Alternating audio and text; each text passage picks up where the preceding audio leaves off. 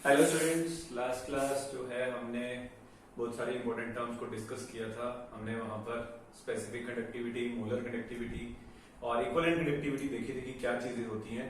और most importantly हमने वहां पर पढ़ा था कि जो डाइल्यूशन है, डाइल्यूशन करने पर उनकी मोलर कंडक्टिविटी पर क्या फर्क पड़ता है। ठीक है, तो उसको थोड़ा सा मैं आज दोबारा से रिमाइंड करा सकता हूँ आपको। हमने एक ग्राफ बनाया था लास्ट क्लास में, जो कि क्या किया था हमने वहां पर मोलर कंडक्टिविटी और कंसंट्रेशन के अलोंग हमने ग्राफ बनाया था। हमने वहां पर देखा था कि जो स्ट्रॉन्ग इलेक्ट्रोलाइट है, स्ट्रॉन्ग इलेक्ट्रोलाइट का ग्राफ कुछ इस तरीके से बनाया था, और जो वीक इलेक्ट्रोलाइट है, वीक इलेक्ट्रोलाइट का ग्राफ कुछ इस तरीके से बनाया था।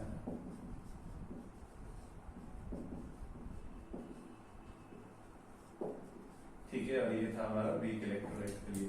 तो हमने यहाँ पर जो इसमें ऑब्जर्वेशंस देखी थी, बहुत सारी बड़ी इंपॉर्टेंट ऑब्जर्वेशंस थी। सबसे पहली ऑब्जर्वेशन जो हमने क्या देखी थी इसमें, कि अगर किसी पॉइंट पर हम देखते हैं स्ट्रॉन्ग इलेक्ट्रोलाइट और वीक इलेक्ट्रोलाइट में से अगर किसी एक पर्टिकुलर कॉन्सेंट्रेशन पर हम देखें कि किसकी कनेक्टिविटी ज्यादा है, तो हर पॉइंट के ऊपर आप यहाँ पर देख सकते हो। मान लो इस पॉइंट पर मैंने ऑब्जर्व किया, इस पॉइंट पर वीक इलेक्ट्रोलाइट की जो मोलर कनेक्टिविटी है वो इतनी है, और जो स्ट्रॉन्ग इलेक्ट्रोलाइट है उसकी इतनी है। तो हर कॉन्सेंट्रेशन के ऊपर जो स्ट्रॉन्ग इलेक्ट्रोलाइट है उसकी कनेक्टिविटी ज्यादा होती है, पहली चीज। दूसरी चीज हमने ये ऑब्जर्व करी थी कि ऑन डाइल्यूशन, जब हम डाइल्यूट कर देते हैं किसी सॉल्यूशन को, डाइल्यूशन का मतलब क्या है, कॉन्सेंट्रेशन को कम करना।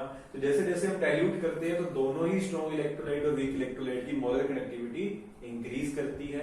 और तीसरी चीज हमने ये देखी थी कि जो स्ट्रॉन्ग इलेक्ट्रोलाइट है उसकी मोलर कनेक्टिविटी धीरे धीरे इंक्रीज करती है ऑन डाइल्यूशन, और वीक इलेक्ट्रोलाइट की एकदम से इंक्रीज करती है। ठीक है, और एट दिस पॉइंट, जिसे हमने क्या बोला था, molar connectivity at zero concentration या molar connectivity at infinite dilution, इस पॉइंट पर जो है स्ट्रॉन्ग इलेक्ट्रोलाइट की अगर हमें मोलर कनेक्टिविटी निकालनी हो तो वो हम इस ग्राफ को आगे एक्सट्रापोलेट करके कैलकुलेट कर सकते हैं। बट जो वीक इलेक्ट्रोलाइट है उसके लिए कैलकुलेट करना पॉसिबल नहीं है, क्योंकि जो ग्राफ है वो पैरेलल हो जाता है। ठीक है, तो उसके बाद हम यही देखेंगे कि जो वीक इलेक्ट्रोलाइट है उसकी molar connectivity at zero concentration या एट इनफाइनाइट डाइल्यूशन हम किस तरीके से कैलकुलेट कर सकते हैं। ठीक है, तो उसके लिए उसको पढ़ने से पहले एक चीज और देख लेते हैं, जिसे हम बोलते हैं ऑन सैगर ऑपरेशन, या जिसे बोलते हैं Debye Huckel Onsager equation.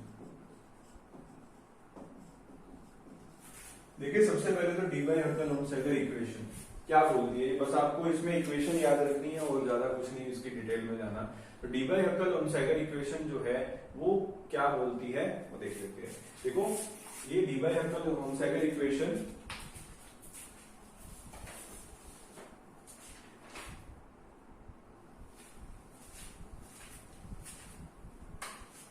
क्या कहती है। Debye Huckel Onsager equation देखेंगे, lambda M is equal to lambda M naught minus B root C. देखिए, बड़ी इंपॉर्टेंट ये इक्वेशन है। क्या बोलती है, यहाँ पर जो आपको लैम्डा एम के ऊपर सी लगा हुआ नजर आ रहा है, लैम्डा एम के ऊपर जो हम सी लगाते हैं और ये लैम्डा एम के ऊपर जहां मैंने जीरो लगाया है, ये दोनों क्या क्या चीजें हैं पहले इसी को देख लो। ठीक है, जो लैम्डा एम जीरो है, लैम्डा एम का मतलब क्या है, मोलर कनेक्टिविटी, और इसी के ऊपर अगर हम जीरो लगा देते हैं तो इसका मतलब क्या है, molar conductivity at zero concentration.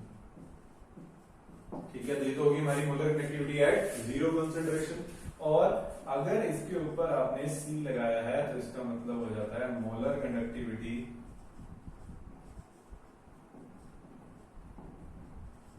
Eight concentration सी। ठीक है, एट सी कॉन्सेंट्रेशन क्या मोलर कनेक्टिविटी है, वो हो जाएगा आपका लैम्डा एम के ऊपर सी लगा देते हैं, और सी जो है यहाँ पर सी is the concentration,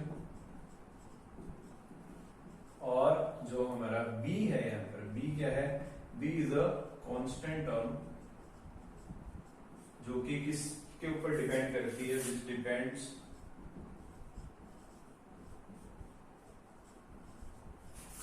on the temperature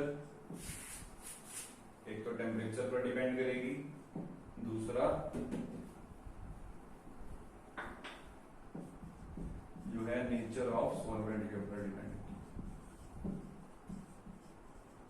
ठीक है कि सॉल्वेंट कौन सा लिया है इसके ऊपर, और जो टेम्परेचर है वो क्या लिया है आपने उस पर ये डिपेंड करेगा, और जो है यहाँ पर नेचर ऑफ इलेक्ट्रोलाइट पर भी डिपेंड करता है। ठीक है, तो तीन चीजें हो जाएंगी यहाँ पर, एक तो टेम्परेचर पर, दूसरा नेचर ऑफ सॉल्वेंट पर, और तीसरा जो है that is nature of electrolyte पर भी डिपेंड करती है। ठीक है, अगर किसी पर बेस कोई क्वेश्चन आता है हमारे पास तो उसमें आपको ये बी गिवन होगा। और बेसिकली इस इक्वेशन का यूज क्या है, इस इक्वेशन का यूज ये है कि अगर molar connectivity at concentration C आपको मालूम है तो molar connectivity at zero concentration भी आप कैलकुलेट कर सकते हो। ठीक है, molar connectivity at zero concentration या फिर molar connectivity at infinite dilution भी जिसे हम बोलते हैं। ठीक है, तो ये इक्वेशन जो है इसको आपने एज याद रखना है बस। ठीक है, कहीं पर अगर आ जाए कैलकुलेट करने के लिए तो आप इसको यूज कर सकते हैं। ठीक है, तो ये हो जाएगी D by R inside equation. दूसरी चीज जो है यहाँ पर वीक इलेक्ट्रोलाइट को हम कैसे कैलकुलेट करें, weak electrolyte at zero concentration हम कैसे कैलकुलेट करते हैं, उसके लिए एक लॉ हम पढ़ेंगे जिसे हम बोलते हैं Kohlrausch law. Very very important law, CBSE point of view हो चाहे आपका बोर्ड पॉइंट ऑफ व्यू हो, दोनों में ही इससे रिलेटेड क्वेश्चंस आते हैं। तो बहुत ही इंपॉर्टेंट लॉ है ये, तो इसको ध्यान से समझिएगा। देखें क्या कहता है ये लॉ।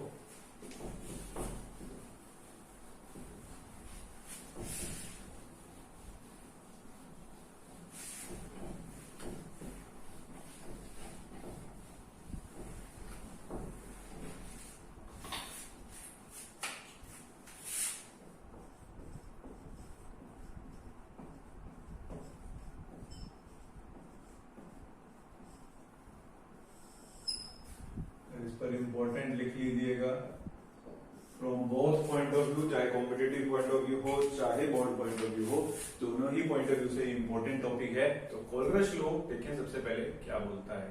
तो देखिए कोलरश लॉ को डिफाइन करने से पहले हम इसको समझ लेते हैं कि ये कहता क्या है। ठीक है, इसको समझना ज्यादा जरूरी है, डेफिनेशन कम, इस पे बेस्ड क्वेश्चन आपसे ज्यादा पूछे जाते हैं। ठीक है, तो पहले आपको क्लैरिटी होनी चाहिए कि होता क्या है, क्या कहता है ये लॉ, तो उस पे बेस्ड डेफिनेशन आप अपने आप से भी बना सकते हो। क्योंकि इस लॉ पे बेस्ड जो भी कहीं पर भी आप डेफिनेशन पढ़ोगे तो बड़ी कंफ्यूजिंग सी डेफिनेशन इसकी दी होती है। तो मैं आपको यही सजेस्ट करूंगा कि आप इसको समझ लीजिए, डेफिनेशन आप खुद बनाइए, इजीएस्ट जितनी हो सकती है। ठीक है, मैं भी आपको एक इजी डेफिनेशन दूंगा इसकी, उससे पहले हम इसको समझ लेते हैं कि ये कहता क्या है। सबसे पहली चीज जो कोलरश लॉ बोलता है वो क्या है। एक चीज तो इसने ये बोली कि जैसे आपके पास ये दो सॉल्यूशंस हैं, एक NaCl है और एक KCl है। ठीक है, ये दो सॉल्यूशंस हैं हमारे पास, एक NaCl और एक KCl। देखो पहली चीज तो जो कोलरश लॉ बोलता है वो क्या बोलता है कि जो मोलर कनेक्टिविटी है, अगर इस NaCl की मैं मोलर कनेक्टिविटी निकालता हूं, ठीक है, तो जो NaCl की मोलर कनेक्टिविटी होगी वो बेसिकली होती किसकी वजह से है, ये जो है सॉल्यूशन जब तक आयंस के अंदर डिसोसिएट नहीं होगा। देखिए बेसिकली हम यहाँ पर पढ़ के रहे हैं इलेक्ट्रोलिटिक कंडक्शन को। इलेक्ट्रोलिटिक कंडक्शन में जो कैरियर ऑफ इलेक्ट्रिसिटी होता है, कैरियर ऑफ इलेक्ट्रिसिटी क्या है, कौन है यहाँ पर, आयंस है। आयंस ही तो है जो इलेक्ट्रिसिटी को कैरी कर रहे हैं। तो इस NaCl के अंदर अगर इलेक्ट्रिसिटी कंडक्ट हो रही है तो वो किसकी वजह से हो रही है, इसके अंदर जो आयंस प्रेजेंट है उसकी वजह से हो रही है। तो NaCl की अगर मोलर कनेक्टिविटी को मैं देखूंगा तो वो किसकी वजह से होगी, जो इसके अंदर आयंस प्रेजेंट है, that is Na positive and Cl minus. ठीक है, तो पहली चीज तो जो कोलरश लॉ बोलता है वो ये कि अगर आप मोलर कंडक्टिविटी ऑफ NaCl को देखोगे, ठीक है, मोलर कनेक्टिविटी ऑफ NaCl अगर आप कैलकुलेट करते हो तो वो इक्वल होगा molar connectivity of Na positive plus molar connectivity of Cl minus. ठीक है, तो पहली बात तो आप ये समझ लीजिए कोलरश लॉ ने क्या चीज बोली कि जो यहाँ पर किसी भी चीज की अगर आप मोलर कनेक्टिविटी को कैलकुलेट करते हो तो उसकी जो मोलर कनेक्टिविटी होती है वो उसके आयंस की वजह से होती है। तो उन आयंस की जो मोलर कनेक्टिविटी है उनको अगर आप सम कर दोगे तो वो उसकी मोलर कनेक्टिविटी के इक्वल होगा। ठीक है, एक बात तो ये बोली। दूसरी चीज क्या बोलती है, क्या बोलता है कोलरश लॉ, वो देखिए। देखो ये जैसे यहाँ पर दो आयन है हमारे पास, एक Na पॉजिटिव है और एक Cl माइनस है, ठीक है। तो दूसरी चीज जो है कोलरिज लॉ वो क्या बोलता है, दूसरी चीज ये कहता है कि जैसे यहाँ पर एक ये Cl माइनस हमारे पास प्रेजेंट है, तो जो मोलर कंडक्टिविटी इस Cl माइनस की वजह से होगी वो हमेशा फिक्स होती है। क्या मतलब, ये जो Cl माइनस यहां पर है इसकी जो मोलर कंडक्टिविटी होगी वो हमेशा फिक्स होगी, इररिस्पेक्टिव ऑफ दैट कि उसके साथ जुड़ा क्या हुआ है। Cl माइनस की मोलर कंडक्टिविटी हमेशा फिक्स होगी, मतलब ये एक फिक्स अमाउंट है। जैसे मान लो ये 90 सीमेंस सेंटीमीटर स्क्वायर इसकी मोलर कनेक्टिविटी है, ठीक है। अब Cl यहाँ पर तो Na के साथ सोडियम के साथ जुड़ा है, मान लो इसको पोटेशियम के साथ जोड़ दिया, तो यहाँ पर अगर KCl की आप मोलर कनेक्टिविटी देखोगे तो वो किसकी वजह से होगी, K पॉजिटिव और Cl माइनस की वजह से होगी। तो Cl माइनस की मोलर कनेक्टिविटी चाहे आप यहाँ पर ऑब्जर्व कीजिए चाहे आप यहाँ पर ऑब्जर्व कीजिए, वो क्या होगी, सेम होगी, ठीक है। तो कोलरिज लॉ बेसिकली जो इंपॉर्टेंट बात बोलता है वो ये बोलता है कि हर आयन का मोलर कनेक्टिविटी के अंदर एक डेफिनेट कंट्रीब्यूशन होता है, यानी कि NaCl और KCl जो है दोनों के अंदर क्लोरीन प्रेजेंट है, तो क्लोरीन उतना ही कंट्रीब्यूट करेगा मोलर कनेक्टिविटी के अंदर जितना यहां पर कर रहा है उतना ही यहां पर करेगा। यानी कि जो हर आयन का कंट्रीब्यूशन होता है टुवर्ड्स दी मोलर कनेक्टिविटी वो डेफिनेट होता है, फिक्स होता है, वो इस चीज पर डिपेंड नहीं करता कि उसके साथ क्या जुड़ा हुआ है। तो यहाँ पर चाहे सोडियम लगा है चाहे पोटेशियम लगा है, बट जो क्लोरीन है जो कंट्रीब्यूट करना है वो उतना ही करेगा। कहने का मतलब ये है कि सचिन तेंदुलकर अगर क्रिकेट खेलता है तो वो चाहे इंडिया के लिए खेले चाहे IPL खेले, किसी भी टीम के लिए खेलता है तो उसका एक डेफिनेट कंट्रीब्यूशन है कि वो अपना 100% उतना ही देगा जितना एफर्ट वो एक टीम के अंदर लगाता है और कहीं खेलेगा तो वहां पर भी उतना ही लगाएगा। ऐसा नहीं है कि दूसरे पर डिपेंड करेगा उसका कंट्रीब्यूशन, ठीक है। तो वैसे ही चीज है यहाँ पर कि क्लोरीन का जो हमारा यहाँ पर मोलर कनेक्टिविटी के अंदर कंट्रीब्यूशन है वो डेफिनेट रहेगा। सिमिलरली अगर कोई और एग्जांपल आप यहाँ पर लेते हो, मान लो हमने एक और एग्जांपल ले लिया जैसे NaOH और KOH है, इसके अंदर भी भाई सेम चीज, अगर इसको आयोनाइज करोगे तो किसमें आयोनाइज हो जाएगा, ये Na पॉजिटिव में और OH माइनस में, और इसको आयोनाइज करोगे तो किसमें हो जाएगा, K पॉजिटिव में और OH माइनस में, ठीक है। अब इसके अंदर अगर आप देखेंगे जो OH ने यहाँ पर कंट्रीब्यूट किया है मोलर कनेक्टिविटी के अंदर उतना ही ये यहाँ पर कंट्रीब्यूट करेगा, ठीक है। तो बात समझ में आ रही है। तो एक चीज तो ये हुई। दूसरी, अगर मान लो आपके पास कुछ इस तरीके से आ जाता है MgCl2, अगर इसकी मोलर कनेक्टिविटी निकाल लोगे तो वो किसके इक्वल होगी। अब इसके अंदर देखो क्लोरीन के 2 आयन प्रेजेंट हैं, अगर 2 आयन होंगे तो इसके अंदर अगर आप मोलर कनेक्टिविटी देखोगे MgCl2 की तो वो क्या होगी, molar connectivity of magnesium 2 positive plus 2 times the molar connectivity of Cl minus, ठीक है। तो जितने आयन हैं उतने टाइम्स भी हो जाती है, ठीक है। तो इस चीज में देखेंगे एक क्लोरीन आयन जितना कंट्रीब्यूट कर रहा है, अगर 2 होंगे तो वो डबल कंट्रीब्यूट करेंगे, ठीक है। तो ये है कोलरिज लॉ। तो पहले आपको बेसिक 2 चीजें हमेशा माइंड में रखिए। कोलरिज लॉ ने क्या बोली, पहली तो यही चीज कि अगर कोई एक आपके पास इलेक्ट्रोलिटिक सॉल्यूशन है जैसे MgCl2 है, इसकी मोलर कनेक्टिविटी देखने जाओगे तो वो उसके आयंस की वजह से होगी, जितना मैग्नीशियम का और 2 क्लोरीन का कंट्रीब्यूशन होगा उसको अगर आप ऐड कर दोगे तो वो इस टोटल इलेक्ट्रोलिटिक सॉल्यूशन की मोलर कनेक्टिविटी बन जाता है, एक बात। और दूसरी बात ये कि कोई भी आयन है उसका कंट्रीब्यूशन जो होता है मोलर कनेक्टिविटी के अंदर वो डेफिनेट है, इररिस्पेक्टिव, यानी कि डिपेंड नहीं करता कि उसके साथ क्या चीज जुड़ी हुई है, उसका जो कंट्रीब्यूशन है वो हमेशा फिक्स रहेगा, डेफिनेट रहेगा, ठीक है। तो ये तो है कोलरिज लॉ कहता है। अब इसको हम डिफाइन कर लेते हैं, कोलरिज लॉ ने क्या क्या बातें बोली, इसको हमने अगर सम अप किया तो एक इजी सी डेफिनेशन हम इसकी तैयार करते हैं। तो कोलरिज लॉ क्या बोलता है, देखिए इसको आप नोट कर लीजिए पहले, फिर इसकी डेफिनेशन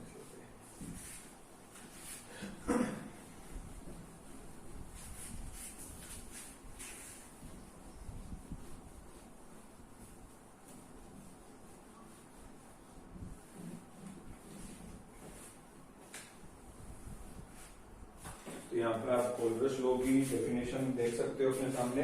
तो कोलरिज लॉ क्या बात बोलता है, ठीक है। तो देखो इसको, सबसे पहली चीज तो इसने क्या बोली, each ion makes a definite contribution to the total molar connectivity of an electrolyte at infinite dilution irrespective of the nature of the other ion of the electrolyte। ठीक है, तो यहां से हमें यही बात समझ में आ रही है जो भी हमने देखा KCl और NaCl के एग्जांपल में, कि जो Cl माइनस है वो हमेशा अपना एक डेफिनेट कंट्रीब्यूशन देता है, उस ये नहीं डिपेंड करता कि उसके साथ सोडियम जुड़ा है या पोटेशियम जुड़ा है। ठीक है, तो एक डेफिनेशन तो ये हो गई। एक दूसरी डेफिनेशन और हम इसकी देख लेते हैं यहाँ पर। दूसरी डेफिनेशन और वो क्या बोलती है, the molar conductivity of an electrolyte is the sum of the ionic conductivities of the cation and the anion, each multiplied with the number of the ions present in one formula unit of the electrolyte। ठीक है, तो दोनों चीजें हमने देख ली हैं, इसको समझ लिया हमने। अब यहाँ पर इजी डेफिनेशन के अंदर हमने उसको लिख भी दिया। ठीक है, तो ये बात होगी कोलब्रुश लॉ की, क्या क्या चीजें कोलब्रुश लॉ हमें बताता है। ठीक है, नेक्स्ट देखें हम इसकी application which are very very important. अभी तो हमने इसको समझा है कि ये कहता क्या है, इसकी एप्लीकेशन के ऊपर ही क्वेश्चन बनते हैं। ठीक है, तो पहली एप्लीकेशन जो है कोलब्रुश लॉ की वो क्या है।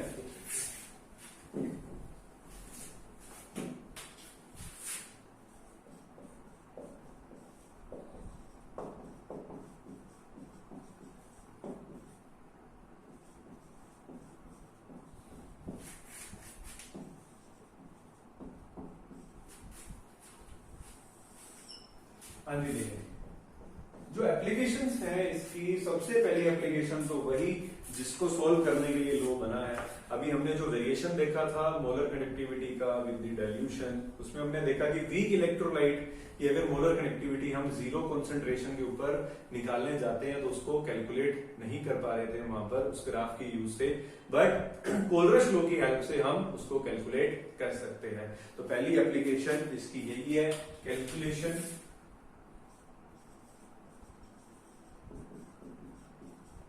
the molar conductivity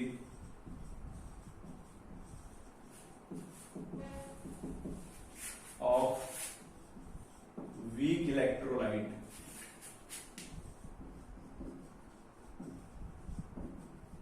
at zero concentration। ठीक है, तो जीरो कॉन्सेंट्रेशन के ऊपर अगर हमें मोलर कनेक्टिविटी कैलकुलेट करनी है हमारे वीक इलेक्ट्रोलाइट की, तो वो हम कोलब्रुश लॉ की हेल्प से कर सकते हैं। तो कर तो सकते हैं, बट कैसे करेंगे वो हम यहाँ पर देखेंगे। तो देखो, एक तो जीरो कॉन्सेंट्रेशन के ऊपर मोलर कनेक्टिविटी हम स्ट्रॉन्ग इलेक्ट्रोलाइट की तो इजीली कैलकुलेट कर सकते हैं, वो हमने देख लिया था। अब जो वीक इलेक्ट्रोलाइट है उसकी कैसे कैलकुलेट करेंगे। ठीक है, तो उसके लिए एक क्वेश्चन नोट करते हैं हम, उसके बाद देखेंगे कि इसको हमने कैलकुलेट कैसे करना है। ठीक है, तो जो क्वेश्चन है, क्वेश्चन छोड़िए, एक बार पहले आपको मैं जनरल बता देता हूँ कैसे करते हैं। तो देखो, जैसे आपके पास मान लो ये तीन सॉल्ट है, CH3COONA, एक है मान लेते हैं हमारे पास NaCl, और एक और दिया हुआ है लेट्स से HCl। ठीक है, पहले इसको जनरल समझ लेते हैं, फिर हम देखेंगे इस पे बेस्ड क्वेश्चन। ठीक है, अब ये तीनों जो हैं, these all threes are strong electrolyte। ठीक है, ये तीनों जो हैं, ये तीनों स्ट्रॉन्ग इलेक्ट्रोलाइट हैं, और इन तीनों की मोलर कनेक्टिविटी जो है वो हम इजीली कैलकुलेट कर सकते हैं। ठीक है, हमें तो यहाँ पर दिक्कत किसके लिए आ रही है, वीक इलेक्ट्रोलाइट के लिए। ठीक है, इन तीनों की जो मोलर कनेक्टिविटी है वो हमें मालूम होती है क्योंकि ये स्ट्रॉन्ग इलेक्ट्रोलाइट है। तो लेट्स से इसकी मान लो X है, इसकी मान लो Y है, इसकी मान लेते हैं Z। ठीक है, कोई भी वैल्यू हो सकती है इनकी। अब इन तीनों की मोलर कनेक्टिविटी तो हमें मालूम। ठीक है, आपको क्या बोलेगा, आपको कहेगा कि ये एक वीक इलेक्ट्रोलाइट है, इसकी मोलर कनेक्टिविटी बताइए क्या है। इन तीन की देने के बाद आपको बोलेगा कि भाई इसकी बताओ क्या है। CH3COOH की जो मोलर कनेक्टिविटी है वो अगर आपको निकालनी है, इन तीनों की मोलर कनेक्टिविटी आपको मालूम है, इन तीनों की मोलर कनेक्टिविटी पता होने के बाद आपको CH3COOH की मोलर कनेक्टिविटी अगर बतानी होगी तो वो आप कैसे बताएंगे वो हमने देखना है।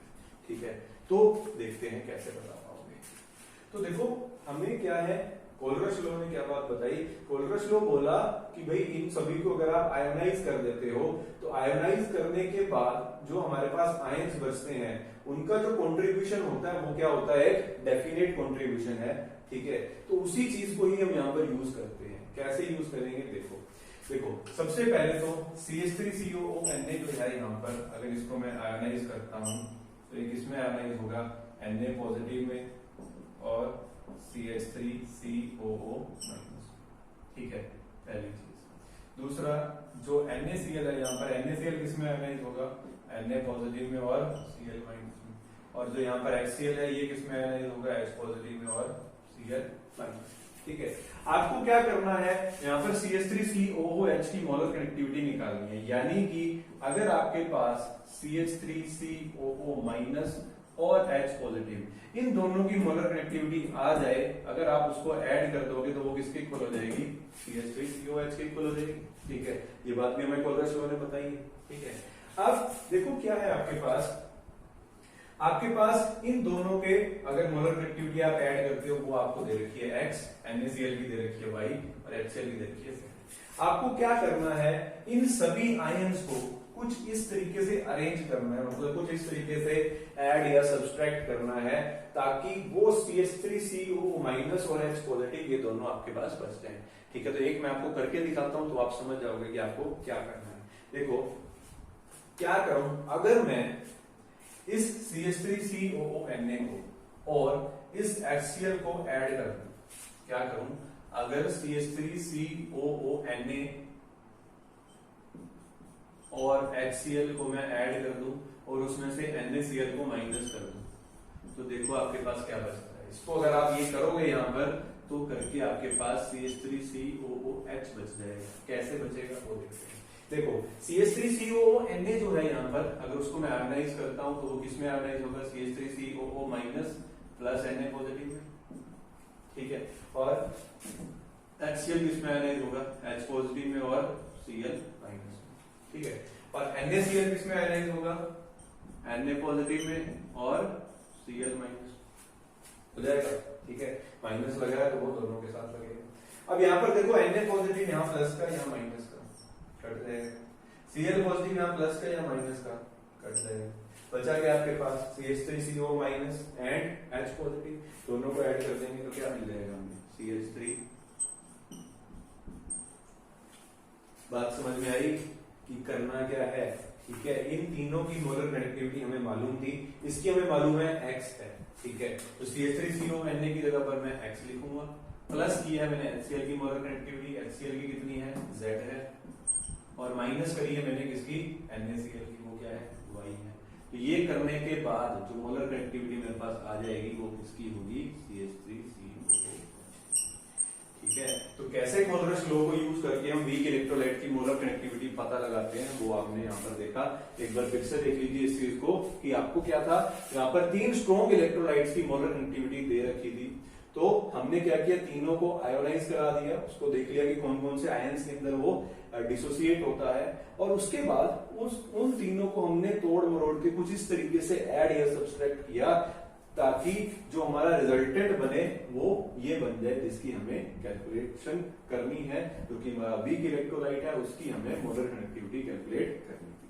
ठीक है, तो इसी तरीके के क्वेश्चन आपको मिलेंगे। जैसे यहाँ पर मैंने इन तीनों की XYZ लिख दिया था, तो आपको हो सकता है डेफिनेट दे ही दे कि कितनी कितनी मोलर कनेक्टिविटी है इनकी। जैसे मान लो ये जो CH3COO माइनस है इसकी जो मोलर कनेक्टिविटी होती है वो होती है आपकी 91 siemens centimetre square mole inverse. ये जो हमारा NaCl है इसकी मोलर कनेक्टिविटी होती है 126, और जो हमारा HCl है HCl की मोलर कनेक्टिविटी होती है 426।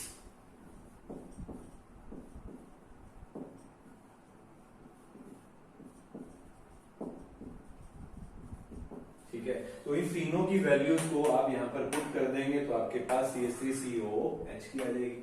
ठीक है, तो जो X है हमारे पास, X क्या है तो इसको हम कैलकुलेट कर ही लेते हैं। हमने क्या निकाला है, CH3COOH की मोलर कनेक्टिविटी कैसे निकालेंगे हम, X plus Z minus Y करके। ठीक है, तो X जो है यहाँ पर X क्या है हमारे पास 91 प्लस Z क्या है 426 माइनस Y क्या है 126। इसको आप सॉल्व कर लेंगे तो ये आपके पास आ जाएगा सॉल्व करने के बाद इसका आंसर।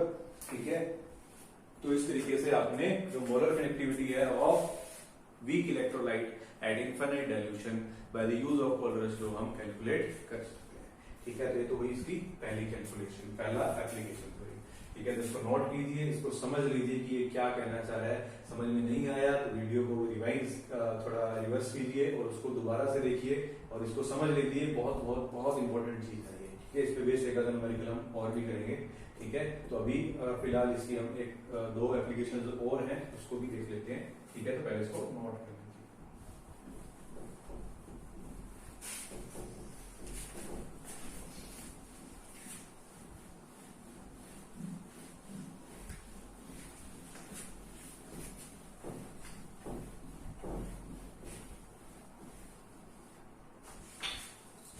हाँ जी, नेक्स्ट एप्लीकेशन जो है, next application is in calculating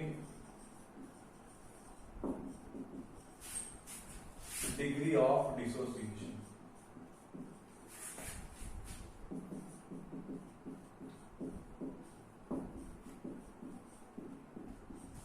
देखो, डिग्री ऑफ डिसोसिएशन को कैलकुलेट करने के लिए भी हम कोलबर्ट्स लॉ का यूज कर सकते हैं। कैसे करेंगे कोलबर्ट्स लॉ का यूज? देखो, डिग्री ऑफ डिसोसिएशन का पहली बात मीनिंग क्या होता है? देखो, डिग्री ऑफ डिसोसिएशन क्या है कि हमारा जो इलेक्ट्रोलाइट है वो आयोनाइज हो रहा है। ठीक है, अब कितना आयोनाइज हो रहा है, कितने परसेंट वो आयोनाइज हो रहा है, वही हमें बताता है डिग्री ऑफ डिसोसिएशन। तो हमारा डिग्री ऑफ डिसोसिएशन है वो भी हम कोलबर्ट्स लॉ की हेल्प से कैलकुलेट कर सकते हैं। डिग्री ऑफ डिसोसिएशन जिसे हम अल्फा से डिनोट करते हैं। और अल्फा अगर हमें कैलकुलेट करना है तो अल्फा या डिग्री ऑफ डिसोसिएशन जो है वो हम कैसे कैलकुलेट करते हैं? तो कैलकुलेट करने का सिंपल सा फॉर्मूला है molar connectivity at concentration C divided by molar connectivity at infinite dilution या जीरो कॉन्सेंट्रेशन। तो जो molar connectivity at infinite dilution है वो हम कोलबर्ट्स लॉ की हेल्प से कैलकुलेट कर ही सकते हैं। और ये जो है एट कॉन्सेंट्रेशन C की हमें वैसे ही मालूम होती है। तो हमने ये अगर यहाँ से कैलकुलेट कर लिया तो डिग्री ऑफ डिसोसिएशन भी हम कोलबर्ट्स लॉ की हेल्प से कैलकुलेट कर सकते हैं। ठीक है, तो ये हो जाएगी calculation of degree of dissociation. Next जो है, next application in calculating dissociation constant. देखो, डिसोसिएशन कांस्टेंट जो है उसको भी कैलकुलेट करने के लिए हम उसको भी हम कोलबर्ट्स लॉ की हेल्प से कैलकुलेट कर सकते हैं। तो जो हमारा डिसोसिएशन कांस्टेंट होता है, डिसोसिएशन कांस्टेंट बेसिकली क्या चीज है? जैसे हमने इसको वैसे इक्विलिब्रियम चैप्टर में पढ़ा हुआ है डिसोसिएशन कांस्टेंट क्या होता है, बट स्टिल इसको हम थोड़ा दोबारा देख लेते हैं। तो देखो, डिसोसिएशन कांस्टेंट क्या है? जैसे मान लो एक ये आपके पास कोई वीक इलेक्ट्रोलाइट है CH3COH। ठीक है, ये जो है आयोनाइज होगा किसमें? CH3COO माइनस में और H पॉजिटिव। ठीक है, अब इनिशियली जो है यहाँ पर CH3COH की कंसंट्रेशन मान लेते हैं हमने क्या ले रखी है? C ले रखी है। ठीक है, और इनिशियली इन दोनों की कंसंट्रेशन क्या होगी? जीरो। एट जीरो टाइम, यानी जैसे ही आपने अभी स्टार्ट ही किया है एट टाइम जीरो, तो उस टाइम पे प्रोडक्ट्स की कंसंट्रेशन क्या होती है? जीरो होती है। ठीक है, तो कुछ टाइम के बाद अगर हम इसको ऑब्जर्व करते हैं तो ये CH3COH कुछ हद तक डिसोसिएट हो चुका होगा। लेट्स से ये C अल्फा टूट चुका है। अल्फा क्या है यहाँ पर? डिग्री ऑफ डिसोसिएशन, यानी कि कितने परसेंट वो टूटा है। तो कुछ हद तक वो टूट चुका है। अगर ये C अल्फा टूट जाएगा तो ये उतने यहाँ पर बन जाएंगे, C अल्फा बन जाएंगे। ठीक है, अब जो है अगर डिसोसिएशन कांस्टेंट हम यहाँ पर कैलकुलेट करें तो डिसोसिएशन कांस्टेंट कैसे निकालेंगे? जिसे हम K से डिनोट करेंगे और वो किसके इक्वल होगा? प्रोडक्ट की कॉन्सेंट्रेशन, ठीक है, डिवाइडेड बाय रिएक्टेंट जो है हमारा C माइनस C अल्फा। ठीक है, ये चीज हो जाएगी। और ये जो डिसोसिएशन कांस्टेंट है अगर इसको हम मल्टीप्लाई करेंगे तो यहाँ पर क्या बन जाएगा? C alpha square divided by, अगर यहाँ से मैं C को कॉमन ले लूं, सॉरी ये C स्क्वायर अल्फा स्क्वायर बन जाएगा। यहाँ पर अगर मैं C को कॉमन ले लेता हूँ तो उधर क्या बचता है? 1 माइनस अल्फा। ठीक है, और ये C से ये स्क्वायर यहाँ पर कैंसिल हो जाता है। तो यहाँ पर जो डिसोसिएशन कांस्टेंट है उसका फॉर्मूला क्या बन गया? K is equal to C alpha square by 1 minus alpha. ठीक है, तो ये अल्फा जो है डिग्री ऑफ डिसोसिएशन वो हमने कैलकुलेट करा है कोलबर्ट्स लॉ की हेल्प से। तो उसी की हेल्प से हम जो है हमारा dissociation constant of weak electrolyte उसको भी कैलकुलेट कर सकते हैं। ठीक है। So this was all about the Kohlrausch law. तो जो इस टॉपिक के साथ हमने important part of the chapter को फिनिश कर लिया है। इसके बाद लास्ट टॉपिक बचता है इस चैप्टर में, that is some commercial cells. उसको हम नेक्स्ट क्लास के अंदर डिस्कस करते हैं। ठीक है।